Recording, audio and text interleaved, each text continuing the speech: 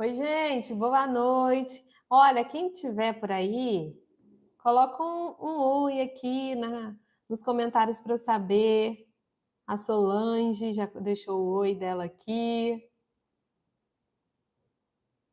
Gente, vou até pedir vocês para sempre deixarem uma curtida no vídeo. Isso ajuda a gente também no canal.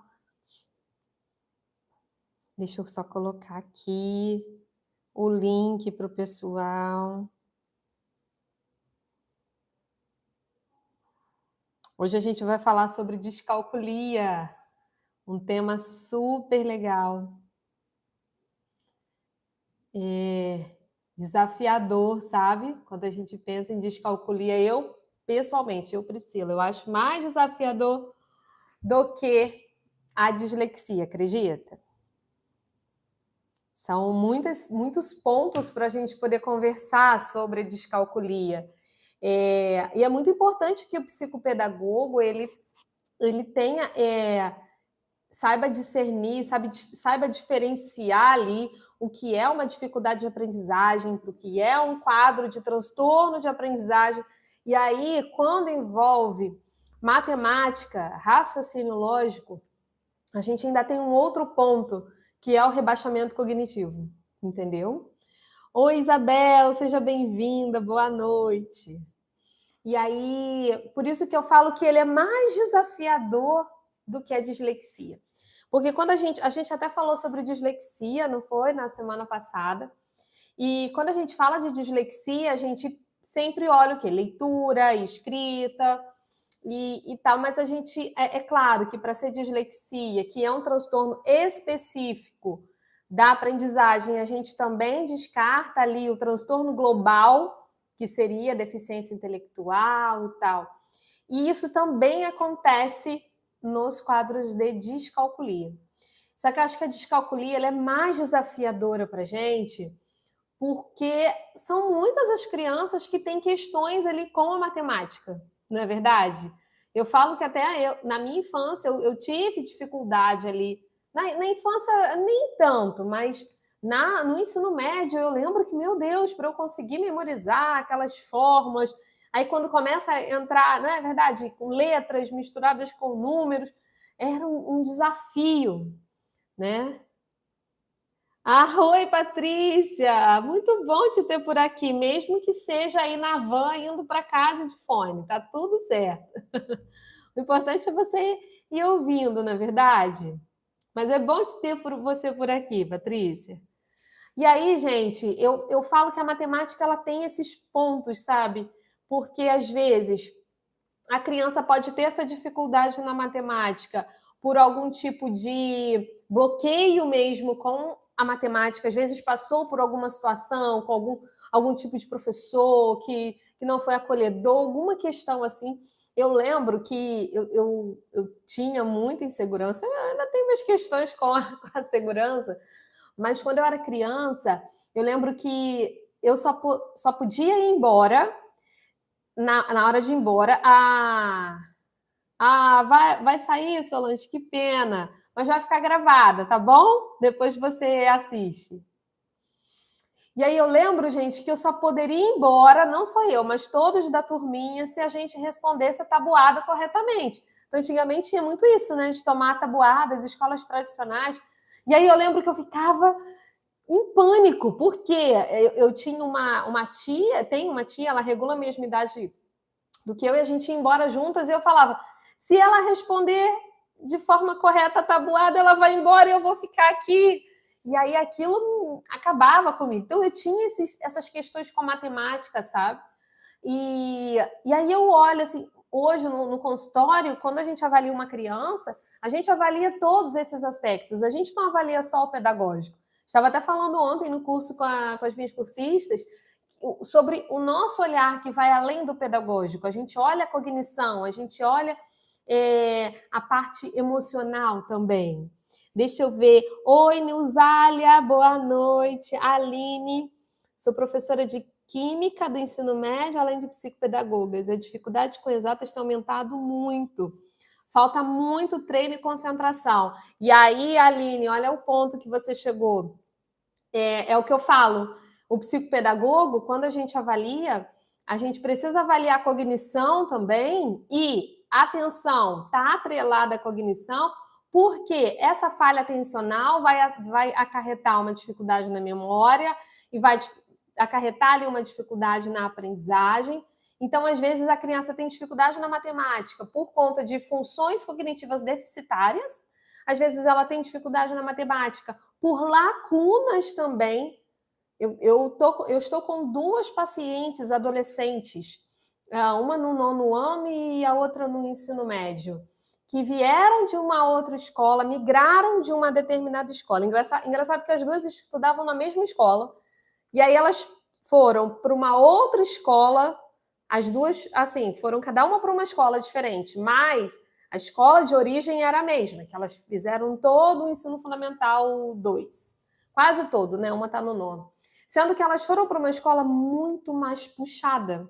Todas as 2 escolas que elas, cada uma foi, que são escolas diferentes, muito mais puxada, de conteúdo. E as 2 agora estão com muita dificuldade na matemática. E na escola anterior não tinha essa dificuldade. Então, eu vou falar que é uma descalculia? Provavelmente não, gente. A gente tem todas as 2, estão em investigação, tem questões atencionais e tudo mais, mas eu vejo muita lacuna também de aprendizagem, infelizmente, não é? Então, às vezes, escolas públicas, eu já trabalhei em escola pública, era difícil, às vezes, professor de matemática, professor de química, é bem complexo, às vezes falta o professor e a criança fica sem aula, e aí vem as lacunas também de aprendizagem. Então, tem muita coisa envolvida aí para a gente conversar hoje.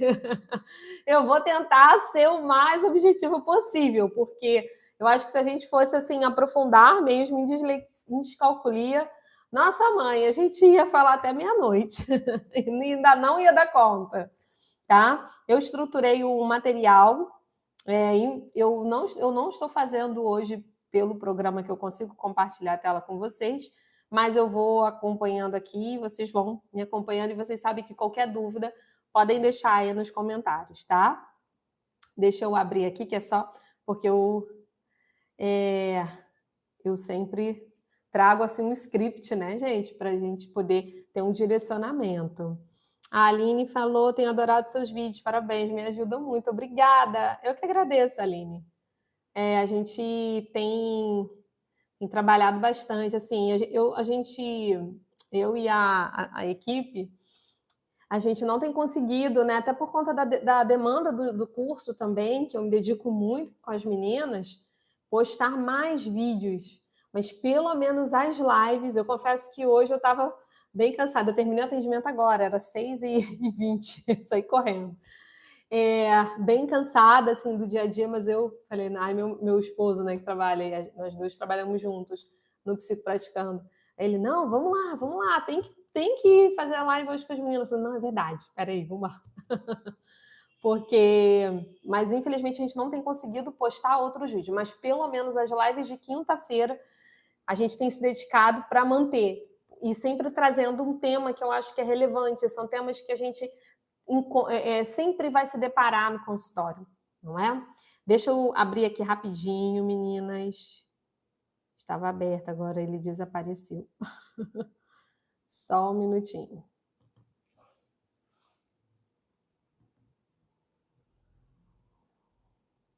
Pronto, já abri.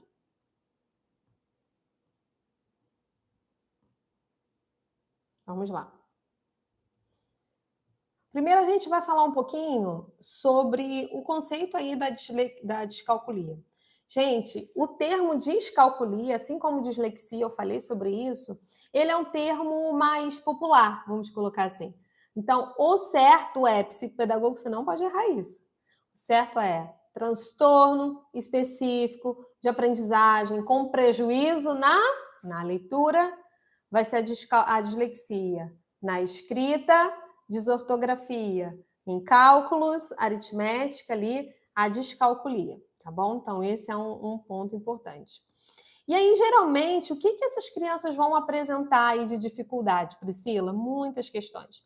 dificuldade em representação de número da memória, dificuldade em realização de cálculo, dificuldade com tarefas que envolvam ali o raciocínio matemático. E aí, várias outras questões. Eu até coloquei aqui, ó. De acordo com Johnson e McLebust, terapeutas de crianças com desordem e fracassos em aritmética, existem alguns distúrbios que poderiam interferir nessa aprendizagem também, e é o que a gente precisa descartar, pessoal, para essa descalculia.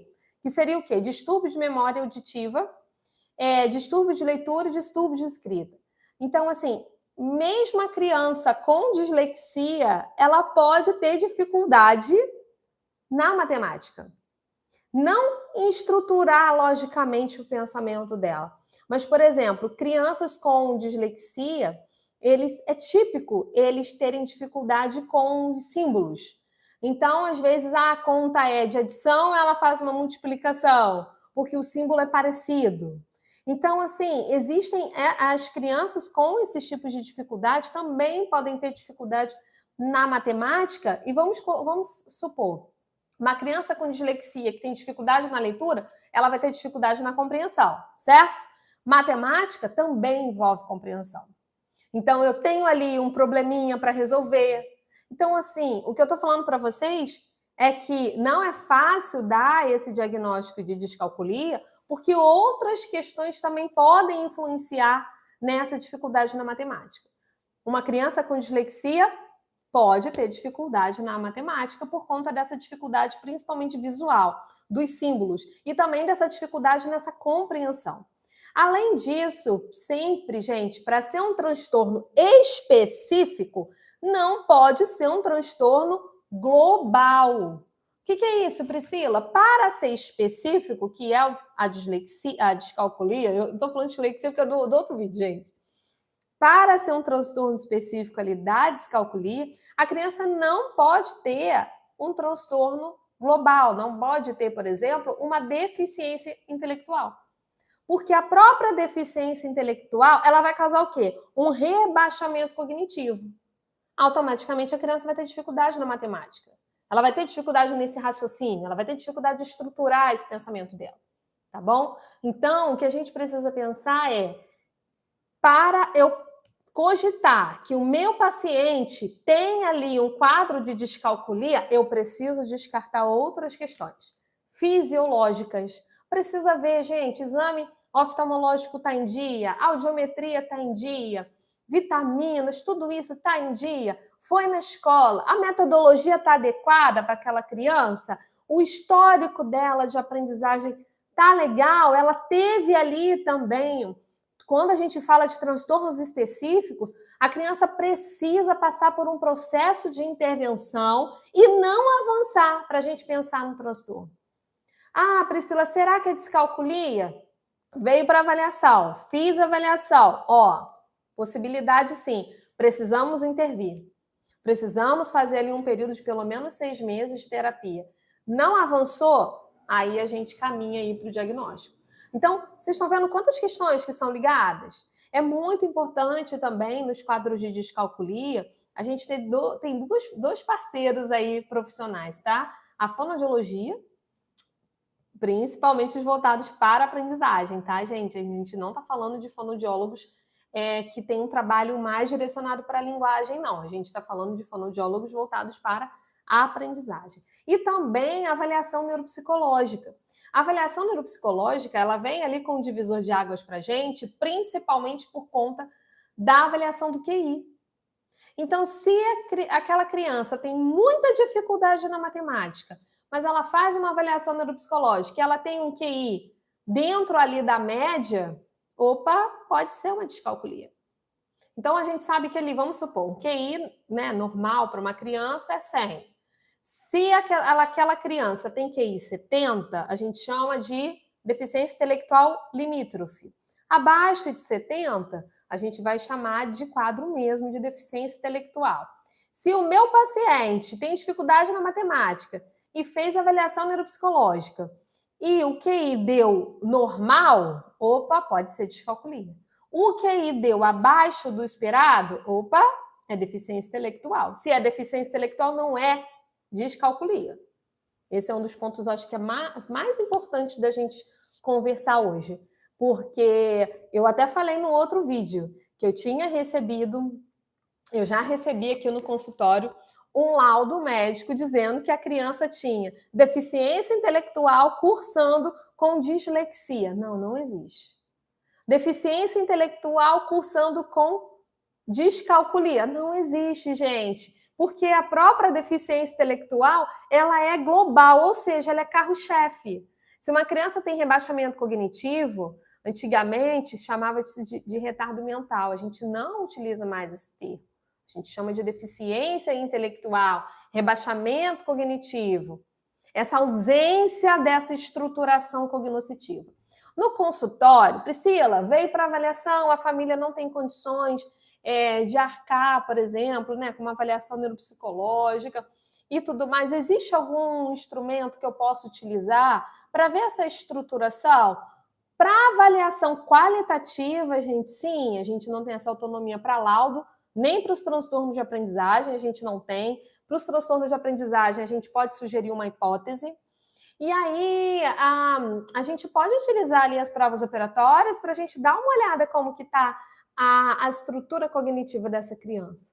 Para pensar se é uma deficiência intelectual ou não, para pensar aí depois nessa descalculia. A descalculia ela é um dos transtornos assim mais raros. Em relação à dislexia, por exemplo, ela é um dos mais raros. E muitas das vezes eles vêm em comorbidade com outros transtornos. Então, por exemplo, é típico a gente receber crianças que têm descalculia que também têm TDAH. Tá? Então, pode. E aí, eu até tive um paciente que eu fiquei pensando se ele realmente tinha descalculia. Porque ele tinha uma falha na atenção gigantesca. Ele era aquele TDAH de carteirinha, sabe? É aquele TDAH que a gente estuda na faculdade e que ele se enquadra em todos os critérios diagnósticos. O dele, lá no SNAP 4, daria bastante demais. Ele, nossa, falava excessivamente, comportamento mega agitado, dificuldade em esperar, muito impulsivo, porque o TDAH dele era o combinado, né, o perfil combinado e tudo mais. E aí, ele veio com a avaliação neuropsicológica de uma equipe multidisciplinar que tem aqui nem é na minha região, a mãe foi para o Rio, acho que fazer para a capital. E era uma avaliação global, mais globalizada, então envolvia a psicologia, o neuropediatra, a avaliação neuropsicológica e a fonoaudiologia. E aí veio com esse diagnóstico de TDAH com descalculia. Mas a falha dele na atenção era muito grande. E aí eu falava com a mãe dele, os tipos de erros que ele comete na matemática não é nem que ele não saiba, é por conta do próprio TDAH dele. Então, por exemplo, ele já estava no Fundo 2, mas ele se perdia nos cálculos mentais porque ele queria a impulsividade chutar, sabe? Sair chutando os números. Mas se ele parasse, ele conseguia efetuar aquilo ali. Mas a matemática, gente, ela envolve muita organização, não é? Organização cognitiva, viso espacial, se eu preciso armar aquela conta direitinho. Aí vem um TDAH com muita dificuldade nisso tudo, ele vai, né, se perder ali. E aí, será que é uma descalculia? Eu falo para vocês que eu tive 2 quadros de descalculia severos. Severos, eu já tive outros, mas os mais que, assim, eu olhava e falava, gente, é descalculia. Um deles, por exemplo, foi um menino, ele na época, muitos anos atrás, ele tinha 10 anos, e ele tinha 9 para 10, eu lembro que ele estava no 4º ou 5º ano, acho que era 4º. Gente, ele lia melhor do que eu, se deixasse. Ele lia perfeitamente, uma fluência à leitura. Ele amava gibi do Maurício de Souza, ele sabia todos, ele lia, ele entendia o que ele lia. Ele só tirava notão em português, em história, geografia, ciências, tudo que exigia ali essa parte de leitura e de compreensão. Escrevia muito bem, produzia textos com introdução, desenvolvimento, conclusão, uma graça. Porém, o que aconteceu? Ele tinha muita dificuldade na matemática. Mas assim, muita mesmo, muita mesmo. Tanto que ele não conseguia distinguir, gente, que uma nota de 100 era mais.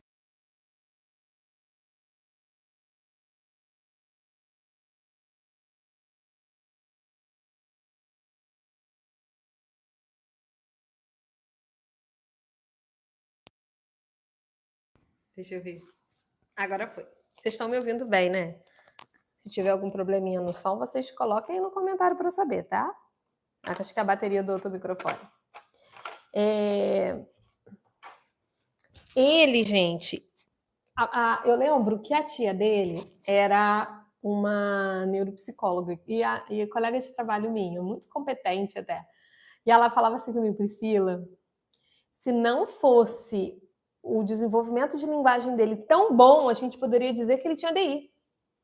Porque só que a IDI também, né, gente, a gente avalia outras coisas, a gente avalia maturidade, a gente avalia essa linguagem, uma linguagem com mais imaturidade mesmo, um vocabulário muito aquém, enfim, deficiência intelectual tem várias outras questões, comportamentais também. A deficiência intelectual, a criança vai ter dificuldade em tudo praticamente, ela não vai ter dificuldade só na matemática. E aí esse meu paciente, ele exatamente era isso, ele tinha dificuldade na matemática. Em outras habilidades, ele se saía muito bem. E aí foi incrível, sabe? Porque a gente fez a avaliação dele e deu descalculia.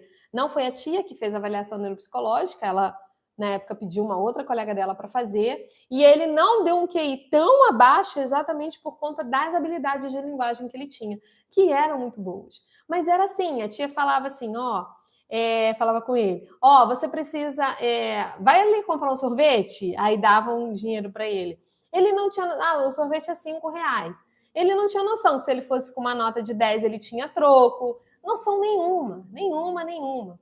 Outro quadro também bem clássico que eu peguei foi uma outra menininha. Nossa, mãe, muita dificuldade e se saía muito bem nas outras habilidades. Agora, na matemática, eu sei que a mãe tinha que subir frequentemente com ela num prédio que era 17º andar.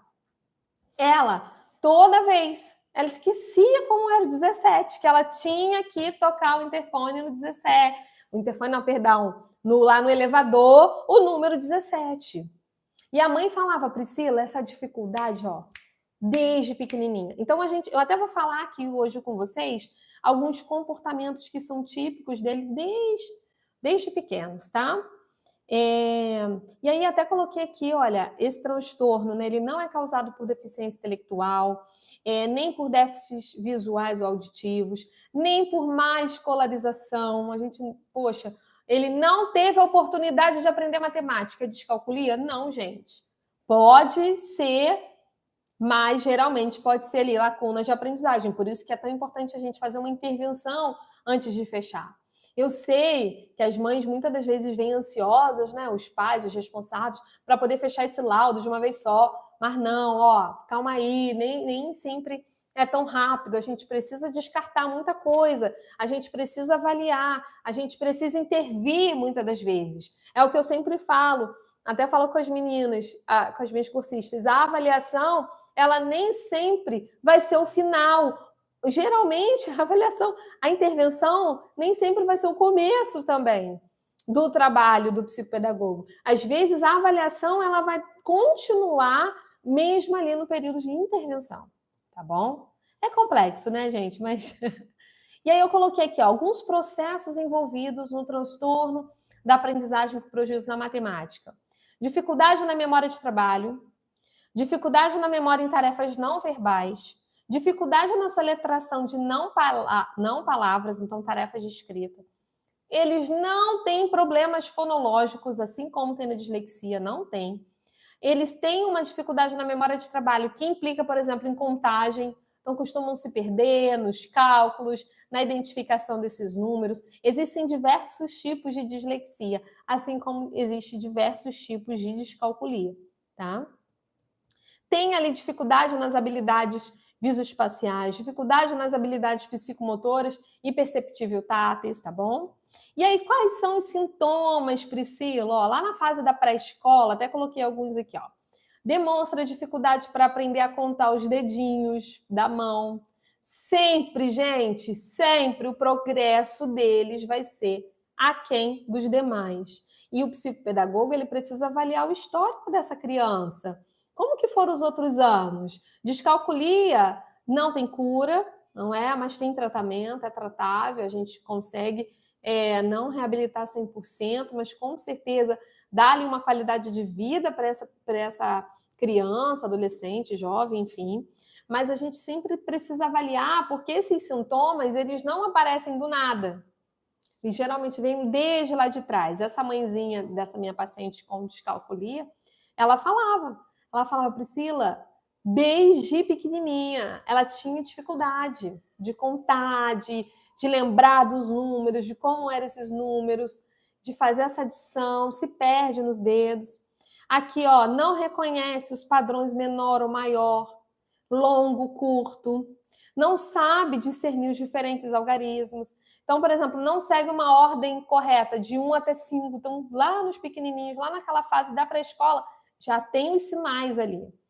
Vamos lá para a fase do ensino fundamental. Começam ali com as dificuldades básicas em adição e subtração. Depois vai tendo dificuldade em reconhecer, né, de adição, sabe? Porque não tem essa facilidade de raciocinar. E aí, por exemplo, travou aqui? Voltou. Priscila, se eles têm dificuldade no raciocínio, como que vai diferenciar ali uma descalculia por uma deficiência intelectual? Primeiro que, como eu falei, a deficiência intelectual é mais globalizada, a criança vai ter dificuldade em outras questões, a gente vai observar comportamento, a gente vai observar o desempenho dele em outras disciplinas também. E aí a gente também vai ter que ter esse olhar ali para a descalculia. Por exemplo, se o seu paciente ele tem uma boa linguagem, ele entende o que você fala com ele se expressa bem, em jogos que não vai exigir ali aquele cálculo, mas que exige ali um pouco dessa estruturação desse pensamento. Eles se saem bem, eles conseguem jogar jogos com estratégia, sabe? Você vê que vocês podem perceber e visualizar que é um transtorno assim muito específico para a aprendizagem da matemática. E aí é o que eu sempre falo, a gente descarta outras questões, tá? Lá na fase do ensino médio, eles continuam ali com a dificuldade para compreender valores, lidar ali com medidas, situações corriqueiras, como decifrar os resultados num placar eletrônico. Eles têm muita essa dificuldade, às vezes, em questões de vida, né? De cotidiano. Crianças com descalculia é coisa básica da vida.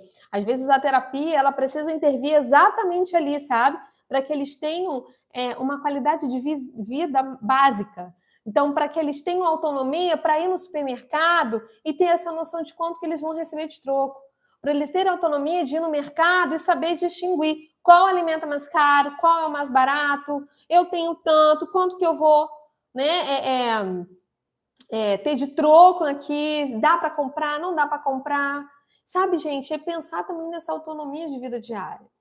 E não ser enrolado por outras pessoas de má fé, sabe? Então, a gente tem que pensar muito nisso também.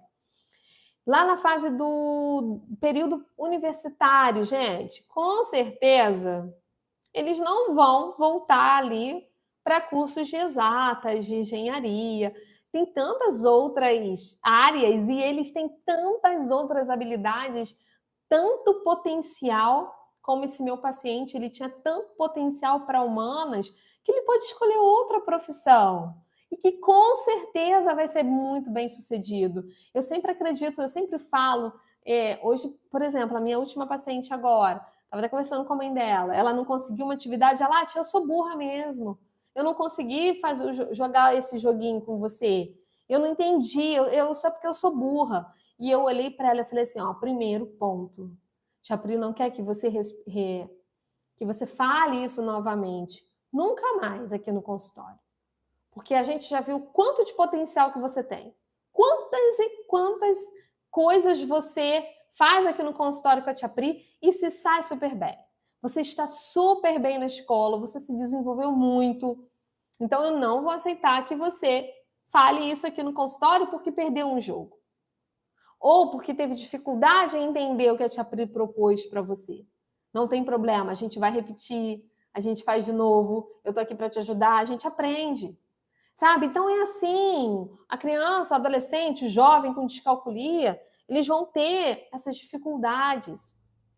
Mas é super possível eles terem uma vida normal e eles podem escolher ali uma outra área, não é verdade? Então, ó, lá no período universitário, eles podem ter problemas para ler gráficos, infográfico, dificuldade de obter sucessos em provas de vestibular, que envolva ali números e fórmulas, evasão de cursos voltados para a área de exatas ou engenharias. E aí vamos pensar nas causas. Priscila, o que causa ali a descalculia? Embora ainda haja muitas pesquisas para que se encontre o que leva uma pessoa a apresentar as características, é provável que alguns fatores já possam ser considerados. Então, desenvolvimento do cérebro, lesão cerebral, genética. Genética geralmente, né? Tem alguém aí na família. Ambiente, não que o ambiente em si vai causar uma descalculia, mas ele pode agravar ali aqueles sintomas. Então, vamos supor, eu tenho um paciente que tem descalculia, está numa escola que não tem as adaptações necessárias para ele, o que vai acontecer? Vai ficar, essa dificuldade vai ficar ainda mais acentuada, não é verdade? Ele não vai ter a oportunidade de explorar o potencial dele em outras áreas, pode começar a vir questões emocionais de se sentir inferiorizado, assim como essa minha paciente. Ah, eu tenho dificuldade, sou burnão. Então, começa a envolver outras questões ali também emocionais, sabe, gente? É complexo.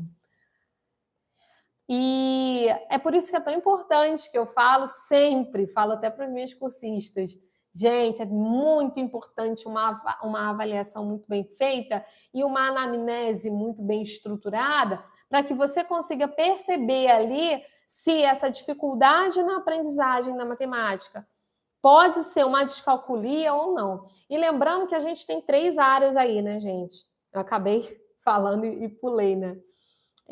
A gente tem a dificuldade na matemática, o transtorno específico da matemática e a deficiência intelectual que causa também dificuldade na matemática. A dificuldade na matemática, muitas das vezes, ela está ligada ao quê? Metodologia inadequada, estou passando por uma situação difícil emocionalmente e tal, mas melhorou a situação, fiz o tratamento adequado, recebi o estímulo, metodologia se adequou ali, o que acontece? Aquela criança evolui. Evoluiu? Não é descalculia, tá? A dificuldade na matemática, ela vai persistindo. Oi, Cláudia, boa noite, seja bem-vinda. E aí a gente tem o transtorno específico, que é a descalculia, que é mesmo quando a gente faz uma intervenção, mesmo quando a gente avalia, isso tudo, vou ter a dificuldade é persistente. E a gente tem o quadro que é mais global, como eu falei, da deficiência intelectual. Qual o papel do psicopedagogo, gente? Na avaliação é importante? Muito importante. Porque o nosso olhar não é só quantitativo, a gente também avalia a parte qualitativa, a gente também avalia o potencial que essa criança tem, a gente também orienta a escola. Isso tudo é papel do psicopedagogo. A gente também consegue compreender como que aquela criança aprende com mais facilidade. Então, olha a importância do psicopedagogo. Eu já passei por situação em que o médico olhou só, o neuropediatra olhou só a minha avaliação e fechou. Fechou a descalculia. Ele olhou a minha avaliação e falou, não preciso pedir mais nada. Não preciso. É claro, ele teve o olhar dele, ele fez a avaliação dele, era um médico bem conceituado, uma pessoa com muita experiência, sabe? Mas, às vezes, precisa da nossa avaliação, até porque a gente dá continuidade, né? A gente faz ali a intervenção, e aí, paralelamente, uma avaliação neuropsicológica e tudo mais, tá? É importante também, né, a psicopedagogia para poder intervir, até para poder descartar, é uma dificuldade, não é? Ter esse contato com a escola. Acho que terapeuta a gente consegue ficar mais pertinho da escola, né? Vamos lá. O que mais que eu coloquei aqui? Temos Gente, tem a classificação da descalculia. Estão com o caderninho aí? Vou falar para vocês quais são, tá? Descalculia verbal. Dificuldade em nomear quantidades matemáticas. Descalculia practognóstica. Dificuldade para enumerar, comparar, manipular objetos reais ou imagens matematicamente. Descalculia léxica. Dificuldade na leitura de símbolos matemáticos. Descalculia gráfica. Dificuldade na escrita dos símbolos matemáticos. Descalculia ideognóstica. Dificuldade de fazer operações mentais e na compreensão de conceitos.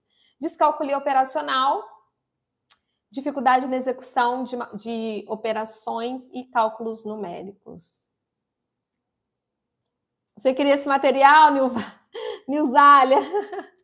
Então, esse material, gente, eu estou usando com vocês aqui na live, tá? Mas é exclusivo das minhas cursistas. Eu estou usando aqui como apoio, porque foi o material que eu preparei. Mas, né, não é justo com elas também. Na realidade, até esse material nem é do curso agora de avaliação, apesar que eu vou disponibilizar para elas, porque a gente vai ter aula de transtornos também dentro do curso de avaliação.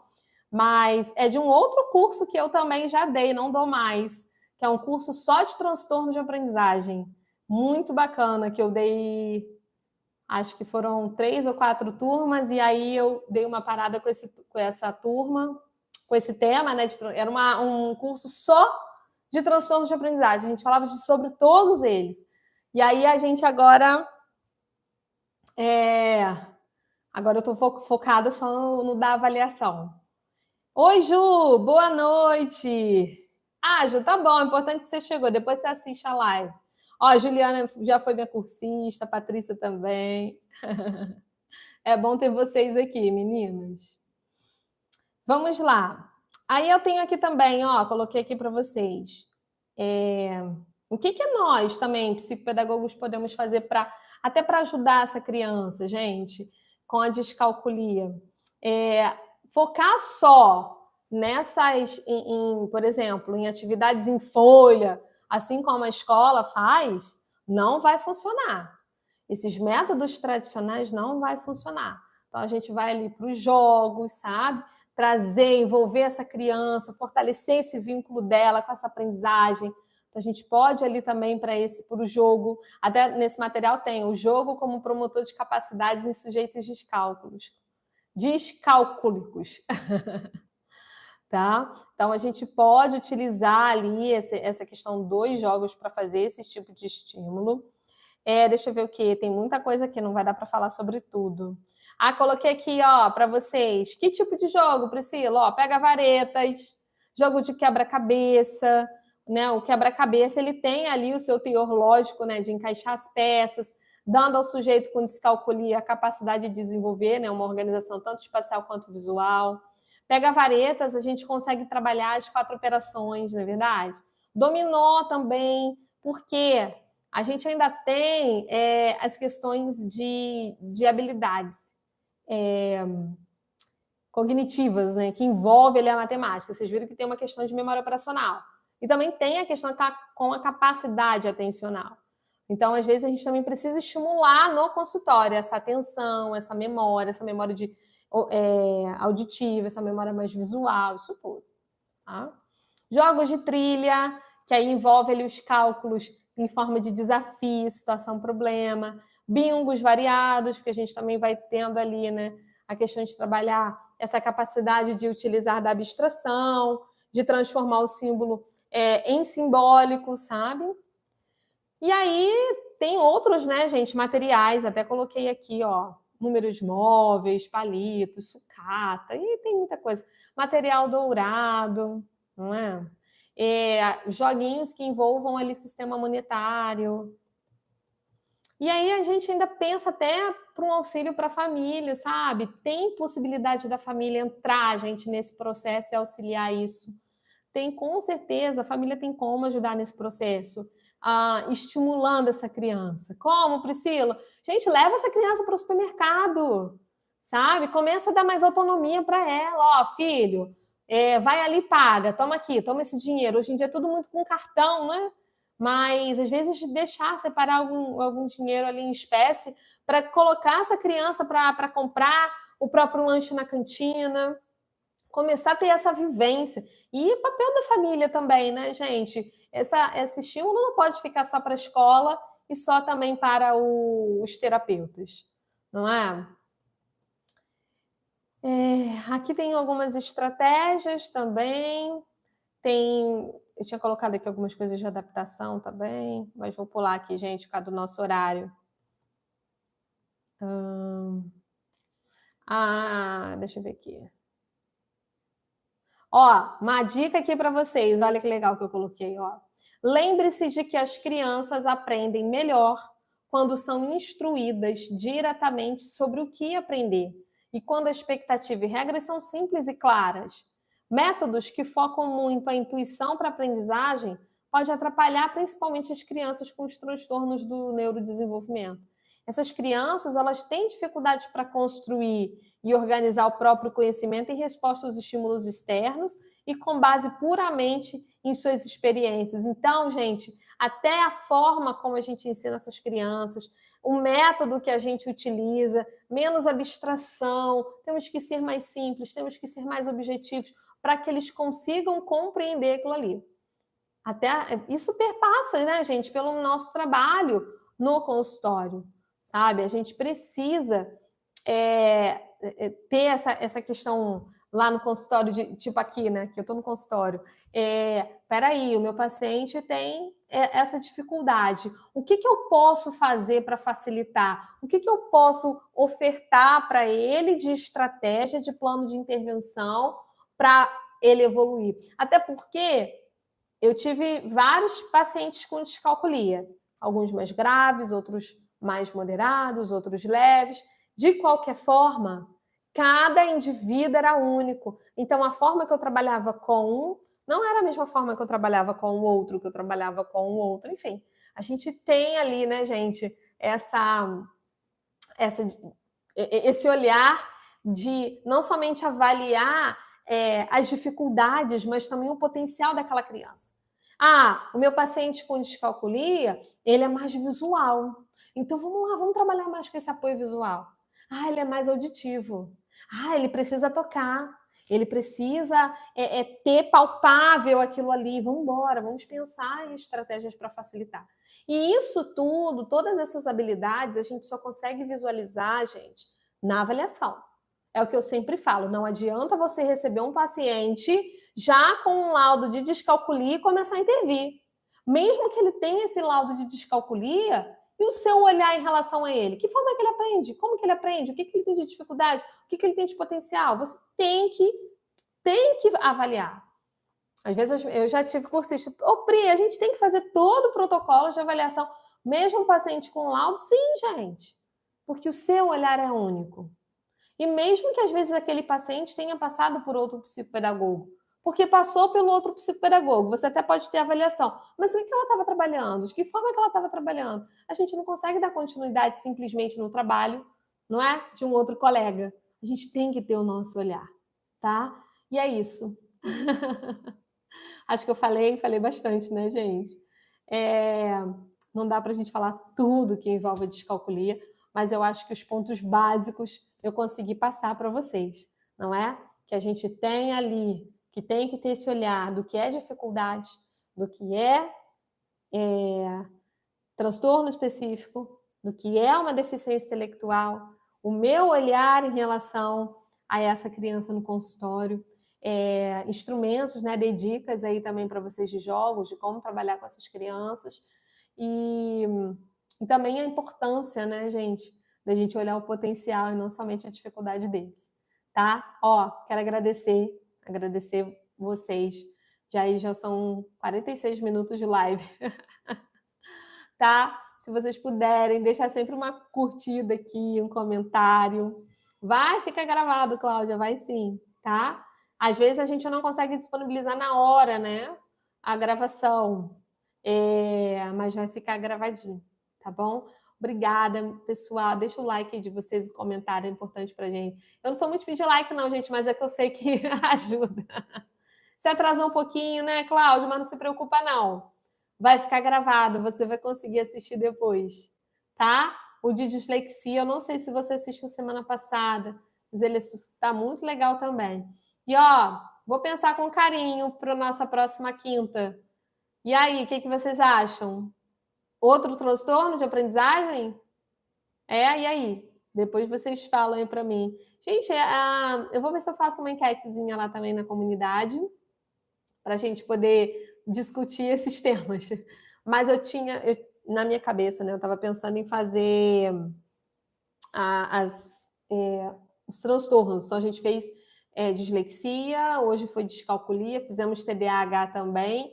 E aí eu estava pensando em fazer desortografia, tá? Vou amadurecer a ideia e falo com vocês, porque eu acho que é uma boa live também.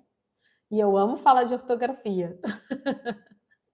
Tá bom? Pessoal, ó, beijo grande para vocês. Boa noite. Obrigada pela companhia, tá? A gente se vê na próxima semana, se tudo der certo. Aí a gente sempre avisa, tá? Quando se for ter live, a gente vai sinalizar lá na comunidade, tá bom?